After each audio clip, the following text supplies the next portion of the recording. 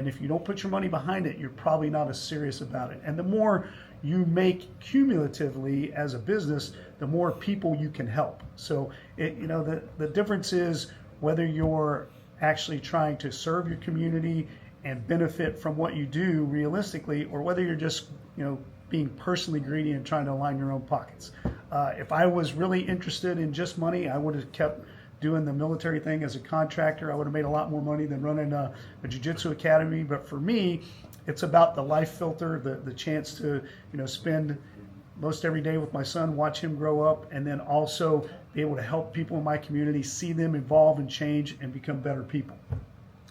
For those of you who think that, you pay high rates in jiu-jitsu and that, the instructor is, greedy, for lack of a better term, and charges you for everything, like the Taekwondo school model, right? They just nickel and dime you and stuff, which that's just another business model. But, keep in mind that if you enjoy the activity, you want your school to be run well as a business. Otherwise, it'll be like one of those 5 schools that were in your area that are no longer here. It happened a lot. Yeah, I mean, you like the school, you like the people, and all of a sudden the instructor just goes, "Yeah, I'm closing up shop." Well, why? It was because I haven't been able to make a go of it. I'm not able to pay my bills. I got to shut it down. In the meantime, you got $25 a month classes, and you got that benefit. But then, what benefit is it to you in the long run if your school is no longer there? Right? Absolutely. The school needs to be around, and the instructor needs to have the ability to make a living doing it, a living that he or she wants to make, so they can keep doing it. So in order for that to happen, a certain price needs to be paid, unfortunately. And it's basically an exchange of services. And you have the value that somebody like Randy is providing by giving you a great curriculum, the experience that he has had in life, and as well as systematizing everything to make it the easiest way for you to learn, because jiu-jitsu is not easy.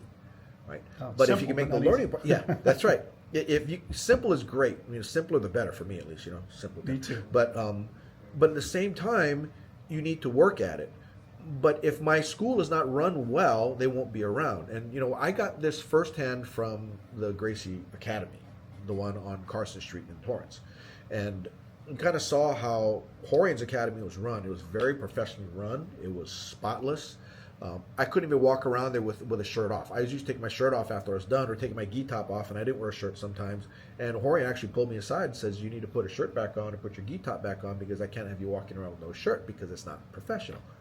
And I've taken that to heart, and the same thing happens in our academy, right? We need to be as professional as we can, because what it does is, when you're a professional to your students, they sense that, and they act in a professional way, and it makes it so that you mentioned good people, right?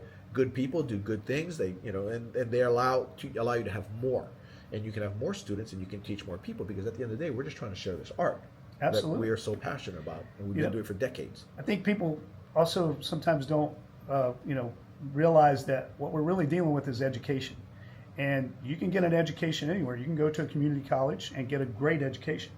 You can go train in a garage and get, a good, jiu-jitsu background, but there's a difference in going to a community college and going to Harvard. And our goal is to be as professional as we can be on the jiu-jitsu side and present the best education possible for folks that come in to learn. And and as a result, we see no problem with being reasonable in our prices. Yeah. So one thing, let's get Ryan over here. So Ryan, Randy's son, is the chief instructor here. And now that you've met him, if you decide to come and visit him here, you're probably going to walk into you first? Yes, sir. Okay, so tell me what's going to go on. So somebody coming in wanting to try jiu-jitsu for the first time, they might be intimidated by it. Okay? Yeah. What can they expect walking through your door? Well, the first thing we always like to greet everyone with is like a smile, right? Because we get it a lot that sometimes they think they're going to come in and get beat up, which it should never be the case here. And so once you get in, we always take care of anything we need to, and then we go right into a one-on-one lesson, right? To where they're going to get to know me as the instructor. That way they build a little bit of rapport for just being put into a group class, right? That way they feel safe. They can ask questions or concerns or anything like that. So now, what are your primary age levels here? Wow, pretty broad. We've got folks from, obviously we have a kids program, so age 5 to, we start them at age 5, and then we go as young as 5, and we've probably got folks. We've had folks like up to like 74. So it's pretty broad. Yeah. Yeah. How many classes a week do you run? How many classes a week? 22. Ooh, 22? Yes. Wow. It's a lot to count. You teach all of them? A vast majority of them, yeah. Sometimes we have some instructors, but anytime there's any class, I'm always going to be out on the mat helping. Even if I'm not the primary instructor or doing all the things, I'm always out there helping. I'll walk around, we call it sharking, and helping them get the techniques down. Hard life. You can only do it when you're young. I teach 4 classes a week and a couple of privates, but that's kind of what I do. And this is where Randy has trained his son to then be the next generation, and because he has all that energy, right? He can do it, and it's great when you have an instructor with a lot of energy, because that's kind of what helps to motivate you, right? So if you have somebody like Ryan who can run those many classes, and he is a black belt. When did you get your black belt? Just got it Last year. last year, and you've been training since you're how old? 4. 4. Yeah. And you're 24 now. Almost, yeah, in October. 20 years in jiu-jitsu. Crazy. But anyway, are there any last things that you wanted to kind of talk to my viewers about? No, I would say more than anything, don't hesitate to go out, find yourself, instructional coaches so that you become a better instructor. We continually go to more training on, being better instructors, being better business people, knowing more about it. There's always more to learn in jiu-jitsu and in business. And then, we get a lot out of the opportunity to help other folks grow their schools, grow their businesses, and just with simple little things.